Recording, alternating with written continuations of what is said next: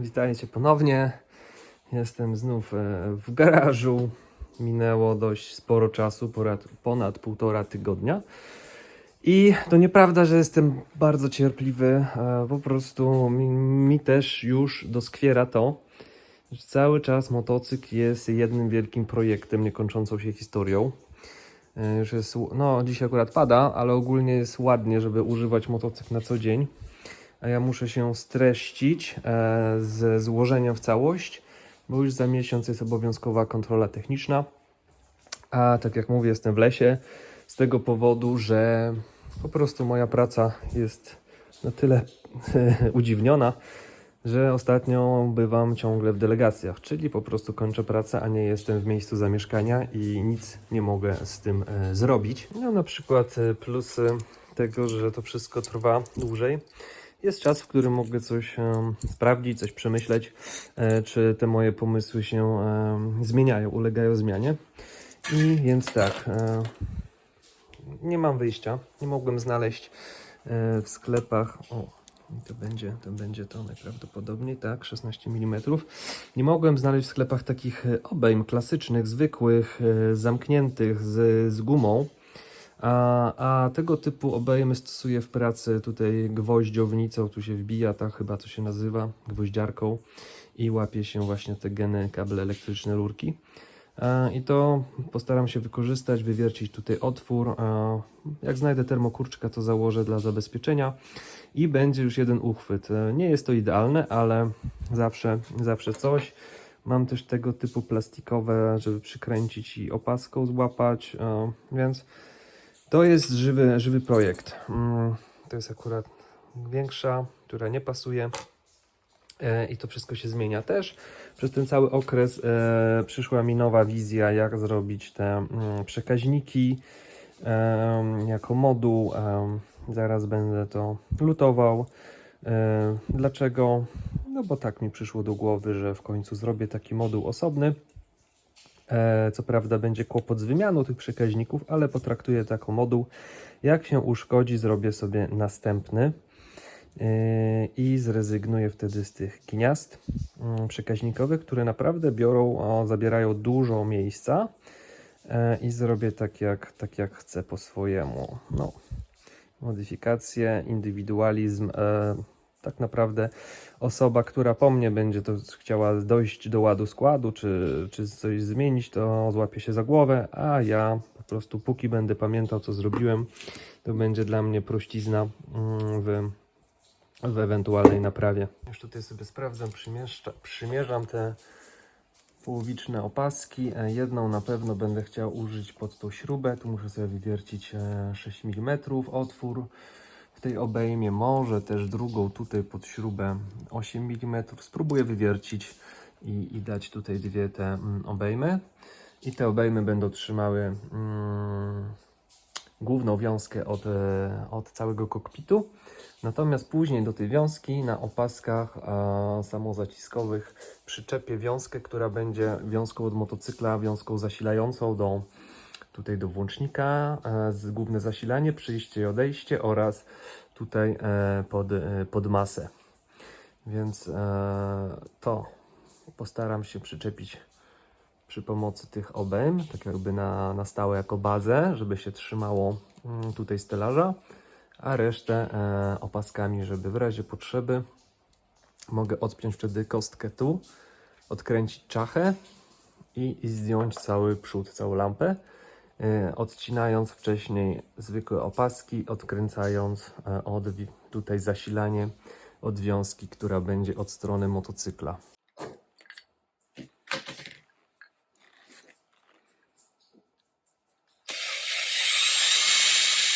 Wow, motyla noga wkręciło mi blaszkę. No bo standardowy błąd, zamiast wkręcić to wimadło, trzymałem w ręce i mi wkręciło. Ja to mam szczęście. Ale to nic. Teraz taśma izolacyjna, izolacja palca i może będę mógł pracować dalej. Nieprzyzwoicie mówiąc, motyla noga, ale robi trochę to bólu. Więc tak to mi się wygięło. Wiecie o co chodzi, wiercąc w blaszce. Zagięło mi to i ta blaszka po prostu wylądowała mi w palcu. Więc czeski błąd.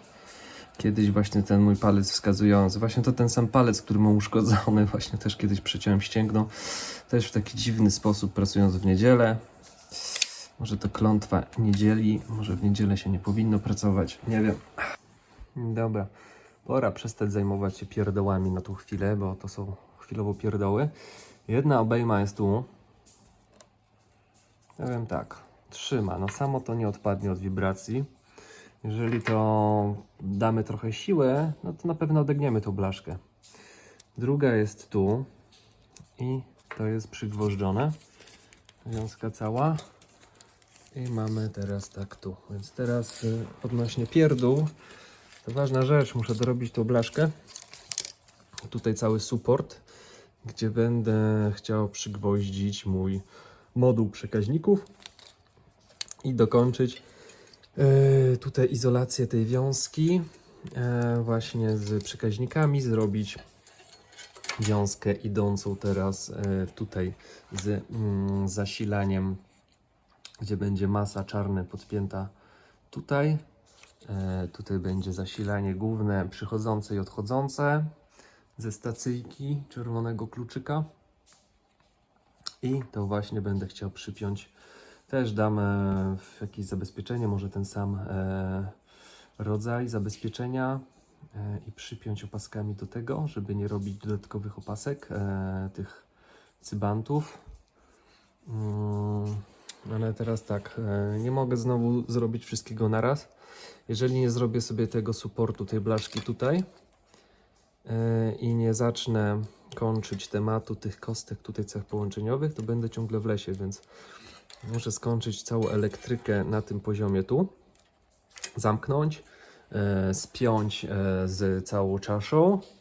Później jak to wszystko skończę, spiąć wszystkie te cewki zapłonowe, wszystkie te przewody, które są ewentualnie tu niespięte i zrobić główne zasilanie i na koniec zrobić HISS. Tymczasowo zrobiłem tak, że kluczyk jest opaskami przypięty do po prostu podania z zapłonu, żeby sprawdzić, czy wszystkie kontrolki dobrze się palą, czy wszystko działa. Oczywiście nie zapalę silnika, bo jeszcze nie, bo nie ma filtra i zbiornika, ale elektrycznie będę mógł posprawdzać wszystko, czy to działa i na koniec zamontować antenkę, tam schować ładnie. Więc no taki plan jest na najbliższy czas. Jak widzicie właśnie, nie wiem ile czasu mi to zajmie, żeby i jaki etap dzisiaj uda mi się zrobić. Palec mnie boli, ale dopiero początek działania. A no niby proste sprawy, naprawdę, niby proste sprawy, tylko czasu. Dużo czasu pochłania zastanawianie się, jak to puścić, co z tym zrobić, bo samo lutowanie, samo owijanie, izolowanie przewodów to jest proste, ale jak to dopasować, odpowiednią długość, czy to wszystko tutaj też się ładnie schowa, czy nie będzie trzeba tutaj też przerabiać, bo na przykład owiewka będzie dotykała przewodów, co jest niewskazane, bo będą wibracje. Czy tu uda mi się filtr powietrza też ładnie schować, czy tutaj nie będzie za dużo tych kostek połączeniowych, czy faktycznie mój plan pierwotny spełni rolę, że połączę wszystko tu. Już modyfikacje ulegają zmianie, czyli na przykład gniazdo ładowania USB i gniazdo zapalniczki jest podciągnięte pod bezpiecznik od zegarka 10 A, więcej nie mogę włożyć, ponieważ te przewody są dość liche i dzięki temu będę dawał osobne zabezpieczenie do grzanych manetek, też tutaj z powrotu zasilania gdzieś i osobne zabezpieczenie do oświetlenia do modułu przekaźników, gdzieś tutaj, żeby było można łatwo to serwisować po zdjęciu całej owiewki.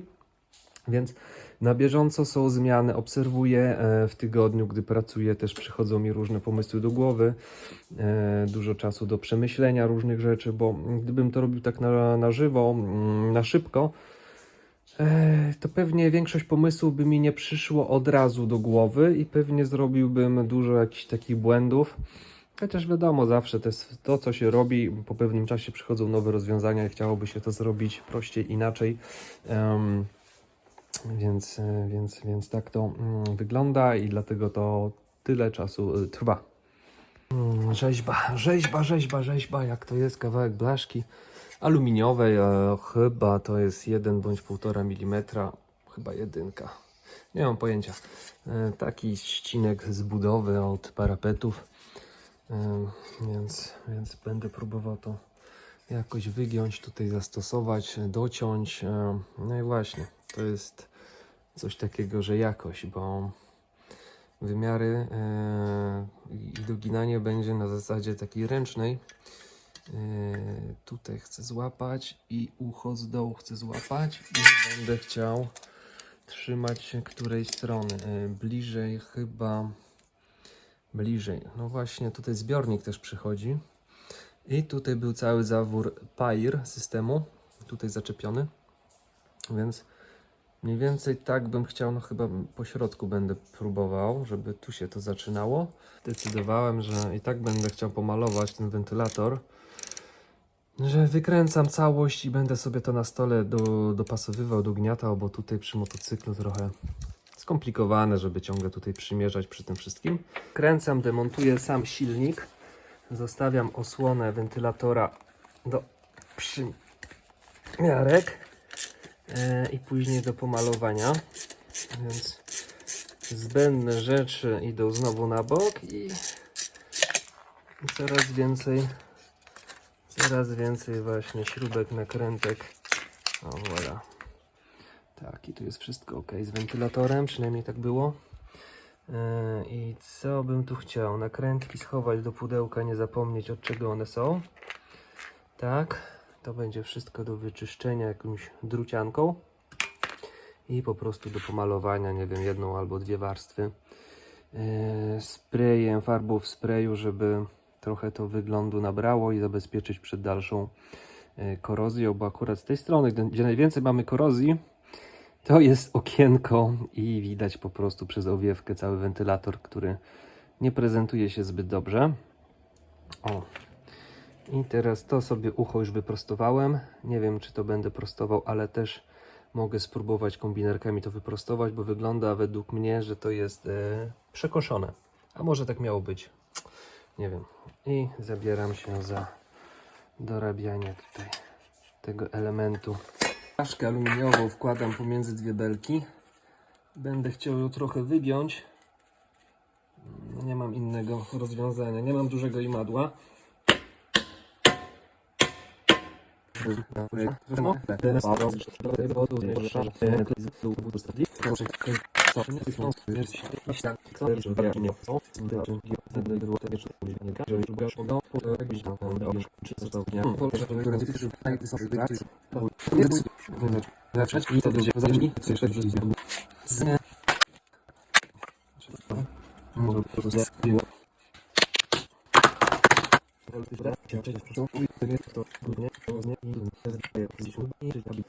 Przymiarki, czyli przyłożenie, sprawdzenie, czy to, co zrobiłem, ma sens, czy to, co zrobiłem, tu się mieści. Tak, ta blaszka jest wygięta według mojego pomysłu, więc teraz należałoby prawdopodobnie przymierzyć zbiornik paliwa i zobaczyć, czy nie koliduje w żaden sposób tutaj z tą blaszką, z tym wygięciem, czy może będę musiał ściąć tutaj róg, czy mogę zostawić. Wolałbym zostawić i tutaj wywiercić teraz sporo otworów, tylko po to, przez które będę mógł przełożyć opaski zaciskowe, żeby to wszystko tutaj, te wszystkie kostki opaskami, trytytkami sobie spiąć po ułożeniu wiązki. Na przykład o co mi chodzi? Chodzi mi o to, że jak tutaj przyjdą te przewody na przykład, to tutaj już jedna opaska pstryk, spina i te przewody się nigdzie już tutaj nie ruszają i są zabezpieczone. Wszystkie ogólnie, o, te przewody, wtedy jedna opaska.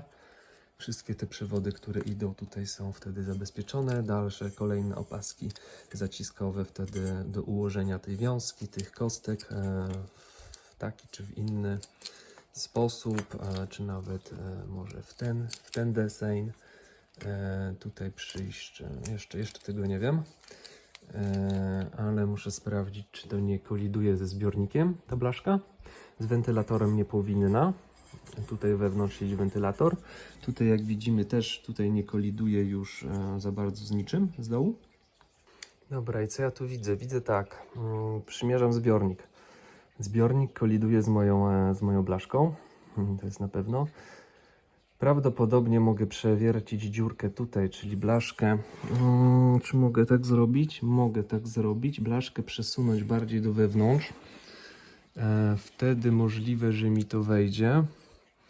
Więc właśnie na zasadzie prób i błędów to wszystko trzeba składać i przymierzać, bo tu być nie może. Tu mogę otwór przewiercić skrajnie i przesunę, bo potrzebuję mieć płaską powierzchnię. Nie to, żeby ją tutaj wycinać specjalnie w tym miejscu, ale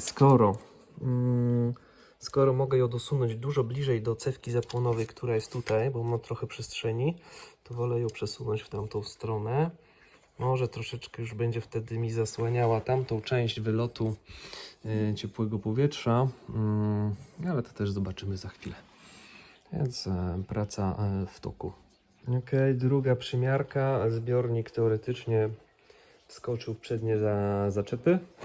Więc teoretycznie tutaj, jeżeli chodzi o tą moją blaszkę, to tak. Górne mocowanie owiewki jest tutaj. Tutaj w niczym nie przeszkadza. Tutaj nie mam nic do mocowania, więc też mi nie przeszkadza. Przesunąłem 2 cm blaszkę, więc jest w ten sposób. Tutaj dolna też jeszcze może być przesunięta. Miejsce obok cewki jest, nie dotyka.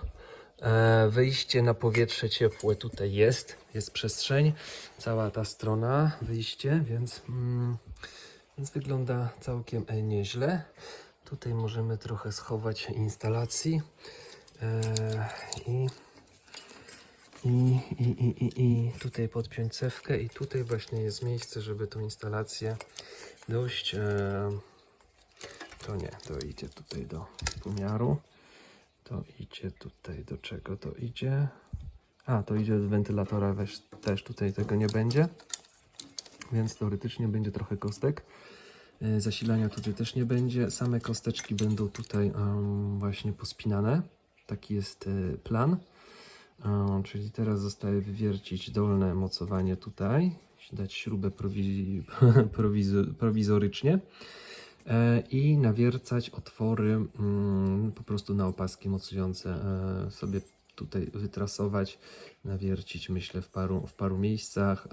Otwory będą służyły też, żeby coś przymocować, żeby był przepływ powietrza i żeby to odchudzić, chociaż to jest aluminium, to nie tak bardzo leciutkie. Więc ciągle trzeba coś przymierzać, co chwilę demontować, montować. To się nazywa właśnie projekt, bo gdybym miał wszystkie dane na komputerze, jakiś program, to bym mi przeliczył, wtedy by było wszystko na gotowe. A tak trzeba starą metodą przymierzać, dopasowywać, przymierzać i czas idzie. Chwila pracy i mam powiercone dziurki. Zgradowałem i przymiarki, ciąg dalszy. Tutaj te dolne oczko troszeczkę pojechało mi zbyt po krawędzi, ale niech już będzie. Tu się też zastanawiam, czy po prostu wyciąć nadmiar materiału, czy zostawić. No aluminium, no to się klei. Gdyby to się wycinało fajnie, to pewnie bym wyciął troszeczkę w ten deseń, co zaznaczyłem, ale na razie to zostawiam. Mam otwory mocujące na opaski. Tu jeszcze przelecę dokładnie, a może tym dremelkiem to wyszlifuję, bo tu jeszcze czuję zadziory. I przymiarki teraz dalsze instalacji do tej blaszki. Ok, duża część pracy została już zrobiona. Teraz wiązka nie idzie tak jak fabrycznie szła. Idzie tutaj dołem, poprzypinałem. I kwestia jest, czy teraz airbox tutaj nie będzie zahaczał o wiązkę. Tu troszeczkę mi się przewody ponaciągały, natomiast tu wszystko teraz pasuje, cewka jest spięta.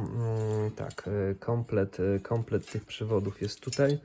Płytka do mocowania jest tutaj, reszta przewodów jest tutaj. Więc po kolei, żeby zamknąć tą część tutaj, postaram się przymierzyć airbox. Czy mi tu jednak bez problemu wszystko pasuje. Teraz mam coś takiego do dyspozycji. Dwie rurki różnej średnicy, dość grubościenne. I nie wiem, czy uda mi się wymienić tą wiecznie pękniętą kawałek odmy. Zaraz to sprawdzę. Jeżeli tak, to będzie fajnie. I postaram się założyć obudowę filtra powietrza. Jeżeli wszystko wejdzie, to już sobie obudowa będzie mogła tutaj zostać w tej przestrzeni i zajmę się łączeniem chwilowo na krótko. Tu już zasilanie zrobię na gotowo, ale te kostki na razie połączę bez spinania do obudowy wentylatora, bo ją chcę malować. I zobaczę, czy część elektryczna, czy licznik, czy lampki, czy kierunkowskazy, czy to akurat będzie mi działało. Odpalić nie odpalę prawdopodobnie, bo nie będę wpinał zbiornika, chociaż może prowizorycznie wepnę zbiornik. Więc jeszcze jest sporo niewiadomych. Tutaj już po prostu się zmęczyłem, no to jednak siedzę już od ponad 3 godziny tutaj, żeby to uporządkować. Wy tego nie widzicie, wydaje się, że to jest tylko chwila, ale naprawdę to zabiera czas, a ten grzebalec wciąż mi doskwiera. Odnośnie rurek mam dwie średnice, już nie pamiętam konkretnie jakie, to jest, widać tutaj, to jest, ok, dobra, 16 mm wewnętrzna, 16 to mi wpada bez żadnego oporu, czyli teoretycznie do ściągnięcia opaską wchodzi dość luźno. To jest bodajże 14 wewnętrzna, nie jest to 15, wymagana by była idealnie 15, ale zobaczmy. Wchodzi, więc możliwe, że wykorzystam to. Zaraz zobaczę w obudowę filtra powietrza, czy wchodzi, bo wchodzi tak sensownie z oporem. Obudową filtra powietrza, jesteś tutaj i jak to w Ciebie będzie chciało wejść, to posmarujemy też z jedną ręką.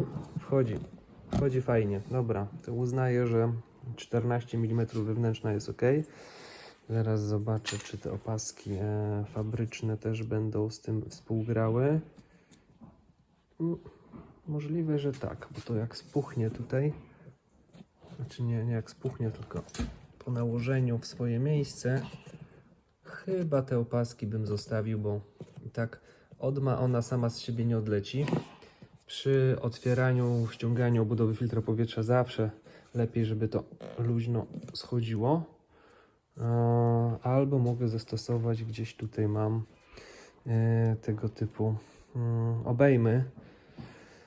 Przynajmniej z dołu na silniku. Zaraz pomyślę, zobaczę, dotnę do tych fabrycznych rozmiarów tego typu, bo ten krótki odcinek odmy nigdzie nie jest dostępny, już od dawna bardzo szukałem. Nie da się tego kupić jako fabryczne. Wszelkiego rodzaju inne przewody, jak widzicie, są bardzo grubościenne i to jest troszeczkę rzeźba, ale nie mam innego wyjścia, jak to po prostu tylko teraz wymienić. Dotnę, ostry nożyk szukam, a docinam na wymiar i składam. Może tym razem nie będę miał lewego powietrza w airboxie. Od dawna z tym walczę i zobaczymy. Co zrobiłem?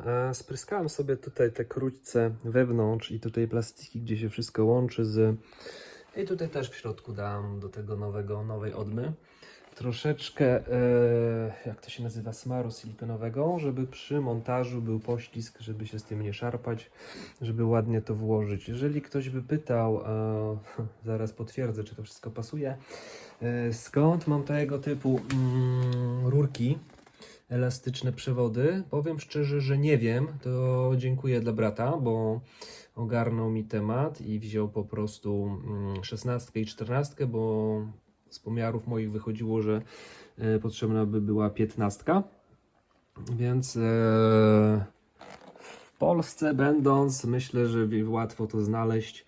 Tak jak już większość osób od lat mi pisało, że dlaczego nie zajdę do motoryzacyjnego ze sprzętami. Po prostu na Korsyce tutaj takich rzeczy nie ma, albo jeszcze nie znalazłem takiego sklepu. Mam wielki problem z zakupem różnych takich specjalistycznych rzeczy. Dlatego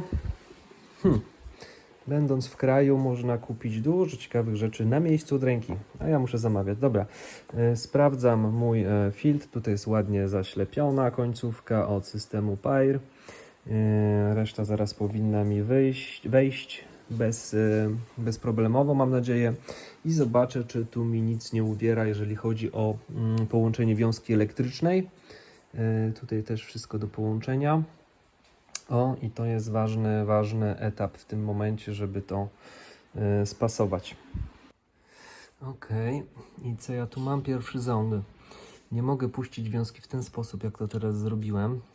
Fabrycznie wiązka leciała trochę tak, no ale po tych moich modyfikacjach ona się troszeczkę gdzieś tam z długości, może ją na początku tutaj źle przyłapała, mi się troszeczkę cofnęła, więc muszę ją tu odpiąć tam i tam, żeby ta wiązka sobie wskoczyła tutaj, bo tutaj w rogach obudowa filtra powietrza mi nie wchodzi z jednej i z drugiej strony, więc to chciałem sprawdzić.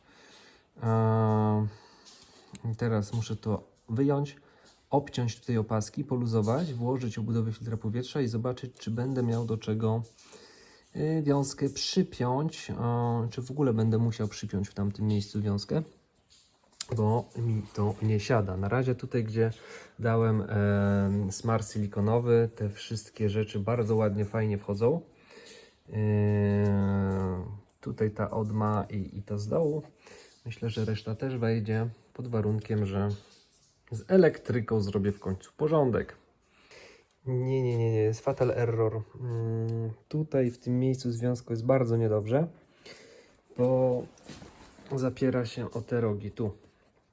Gdy mi się zapiera o te rogi, to po prostu próbuje mi tutaj naciągnąć moje przewody, które są fabrycznie zarobione. Ja ich nie skracałem, ich nie przedłużałem, ale teraz robią się dość krótkie i do końca nie wiem, w którym momencie popełniłem ten jakiś błąd. Najprawdopodobniej tutaj, robiąc pierwsze skrzyżowanie wiązki, coś musiałem gdzieś dosłownie około centymetra, może dwóch, gdzieś tutaj coś spiąć i po całej długości mi troszeczkę brakuje, troszeczkę to jest naciągnięte i nie wiem, jak to puścić, żeby było dobrze, czy tą wiązkę teraz znowu tutaj na zakręcie całą rozplątać i puścić to inaczej sobie tutaj pod gardzielą, pod gaźnikiem. Nie wiem, na razie jak zawsze to nie jest proste. Nie myślałem o tym za dużo, myślałem, że nie mam systemu PAIR, to będzie więcej miejsca i tam sobie to się wśliźnie ta wiązka, ale jak widać boks jest taki, boks jest fabryczny, niezmieniany i nie wiem co, ziemniaczki smażone, można by było powiedzieć. Trzeba rozkminiać dalej, jak to można zrobić. Niby takie rzeczy, że już wystarczy filtr włożyć, ale nie. Chwilowo nie mam pomysłu, więc wycofałem wiązkę stąd i puściłem tędy. Zobaczę, czy w ten sposób tu mi się zmieści. Jeżeli mi się zmieści ta wiązka, to w zasadzie ją później tylko podepnę w tym miejscu, żeby podtrzymać. I podepnę gdzieś, no tutaj w zasadzie to zobaczymy, gdzie ją podpiąć, bo już będzie wtedy podpinana do tej płytki. Te przewody powinny być wtedy wystarczające, ale czy ten airbox wchodzi jak głęboko teraz, a ewentualnie tu będzie można to jeszcze gdzieś tą wiązkę przypiąć, tak trochę wyżej od głowicy, żeby tu się nic nie smażyło, więc eksperymenty. Widzicie, tyle pracy, a poniekąd trochę fatal error, mały błąd albo duży błąd, bo wiązkę chciałem, żeby przebiegała tu, na spokojnie. Tak to przewidywałem, tak jak powinna przebiegać, ale znowu, przez to, że mi brakuje tych, musiałbym dorzucić tutaj jeszcze tak z 3 cm, żeby ten ładnie zakręt zrobić. Wtedy by mogła przebiegać, a teraz obudowa filtra powietrza wskoczyła na swoje miejsce. Teraz tak, tutaj mam spiętą kostkę czujnika. wału. Fajnie. Tutaj zepnę do ramy opaską wiązkę z tej strony. Jak to wygląda, żeby ta wiązka nie dotykała mi silnika, głowicy, innych rzeczy. Tutaj kabelek do klaksonu, klakson też to wszystko teraz trzeba poprzeglądać. Więc idę z tamtej strony, zobaczę. Skręcam obudowę filtra powietrza, jeżeli uznam, że jest ok. Zakładam filtr i składam tutaj, żeby nic mi nie wpadło do gardzieli. Na razie mam papierki ciągle zabezpieczone, chusteczki w środku. Tu ładnie mi weszło. Ta rurka tutaj też ładnie mi weszła, jak widać. Tak, ładnie mi weszła. Fajnie. Opaskę tylko założyć z góry. Ładnie siedzi. Cieszę się bardzo. Mam nadzieję, że będzie szczelne. Ok, filtr skręcony. Wiązka idzie tak. No, wygląda to całkiem nieźle do tego momentu. Tutaj wchodzi, zamiast tutaj, gdzie jest przestrzeń, to wchodzi tam, ale spoko. Może tak iść. I uwaga, nie nadepnij, Simon. I tutaj zaraz będę łapał jedną opaską tutaj do ramy, drugą opaską tutaj zasilania w ten sposób i to jeszcze troszeczkę tutaj podizoluję taśmą, bo jak widać to było robione tak trochę na szybko do przymiarki i jeszcze dam trochę taśmy, żeby to zaizolować. I nie wiem, czy ta część wiązki, bo to jest fabryczna wiązka, która tu idzie. To jest cała wiązka dostawiana. I no, szukam dla niej miejsca, tak żeby nie dotykało tutaj pokrywy głowicy, żeby się o nic zbędnego mi nie opierała ta wiązka. Nie wiem też, czy jej sobie tutaj jakoś nie przewlokę. Możliwość jest jakaś, żeby przewlec, ale też jak przewlokę za mocno, to później będzie ciężko to demontować. Dam wszędzie opaski, po prostu opaski będę likwidował, obcinając. To bardzo ładnie siadło. Zadowolony jestem, ale wyjdzie w praniu. Jak to się spisuje, tutaj widać jak siadło, świeża guma, odmy, nie powinno być lewego powietrza, nie powinno dostawać brudu, czy też pluć olejem tutaj. Znaczy pluć olejem może do filtra, ale nie powinno tutaj, więc prace ciągle się posuwają, tak jak widać. Nie wiem, która już godzina, ale już czuję zmęczenie i czuję, że już jest późno, więc zabieram się za ostatnie elementy.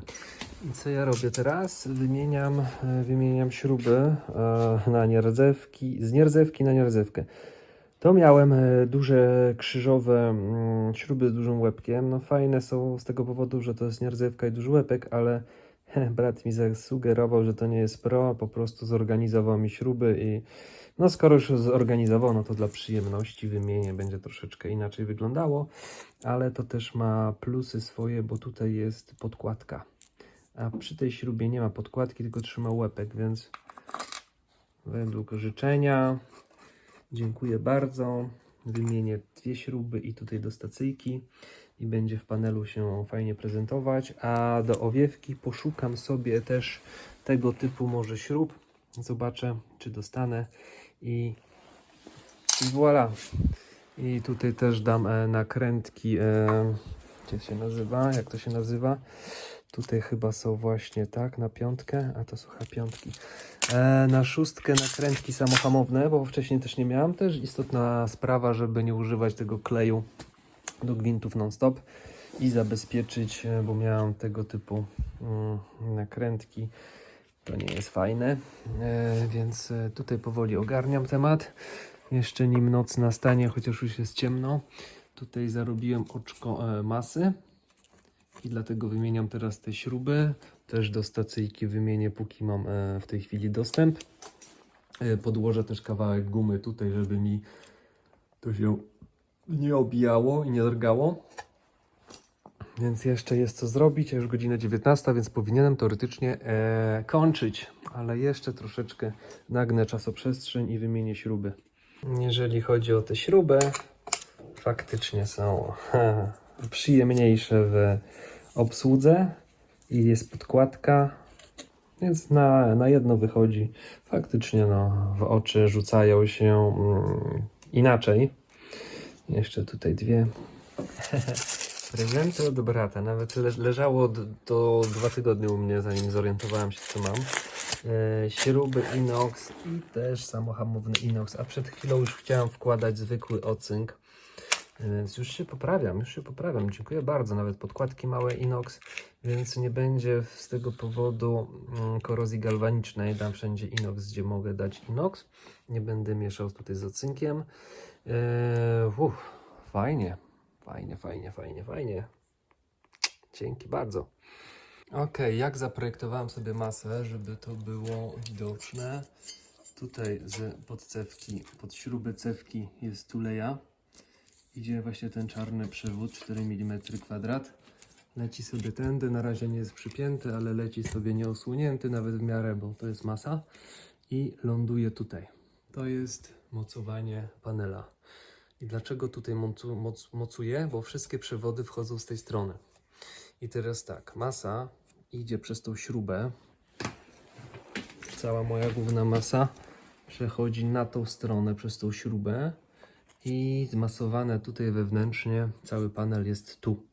No troszeczkę na obejście, ale tu mamy solidną śrubę, solidny kawał, więc na początku zaufam w ten sposób. Ewentualnie zawsze można zrobić mały mostek stamtąd i dorzucić bezpośrednio jeszcze tutaj, chociaż już tu się nie mieści.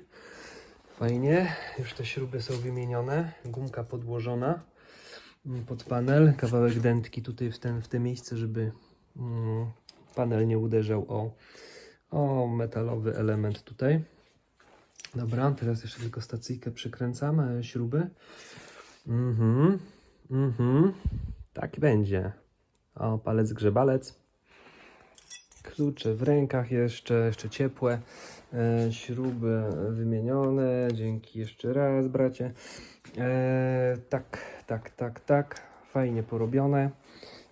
Ale czas już jest po 20, więc jestem już grubo po limicie moim, bo wyznaczam sobie limit nie dłużej jak 19. Ale cóż mogę zrobić, gdy terminy mnie gonią. Cyk. Zostawiam mój bałagan, ładnie mówiąc bałagan.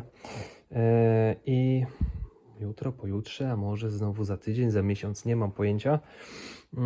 Będę kończył, a jestem ciekawy, co to dalej będzie. Jak myślicie? Będę nadal coś zmieniał, czy już będę zamykał temat? Nie wiem, ale z wami się żegnam. Jeszcze tylko zaparkuję wózek, te wszystkie narzędzia i do domciu.